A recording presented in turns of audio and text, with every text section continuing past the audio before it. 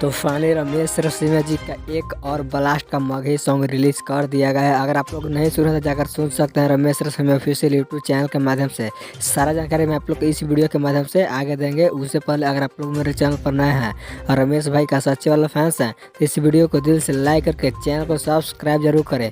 ताकि बिना समय लेते हुए इस वीडियो को स्टार्ट कर देते हैं। तो सबसे पहले मैं आप लोग को बता दूँ कि जो रमेश भाई का न्यू सॉन्ग आया है उस सॉन्ग का बोल है मगह में जगह। इस सॉन्ग को गाए रमेश रसीमा और भोजपुरी काफी बेहतरीन सिंगर्स अंतरा सिंह प्रियंका। यह ड्यूट सॉन्ग जो काफी बॉल का सॉन्ग है और इस सॉन्ग को आज रमेश रसीमा ऑफिशियल यूट्यूब चैनल के माध्यम से सुबह 6 बजे रिलीज कर दिया गया है फुल वीडियो। और आप लोग इस सॉन्ग को नहीं सुने हैं तो जाकर सुन सकते हैं। काफी हाई लेवल का सॉन्ग है। तो आप लोग कौन कौन इस सॉन्ग को सुन लिए हैं अपनी राय कमेंट बॉक्स में जरूर दें। और अभी तक मेरे चैनल को सब्सक्राइब नहीं किए हैं तो जल्द सब्सक्राइब कर ले। तो मिलते हैं नेक्स्ट वीडियो में।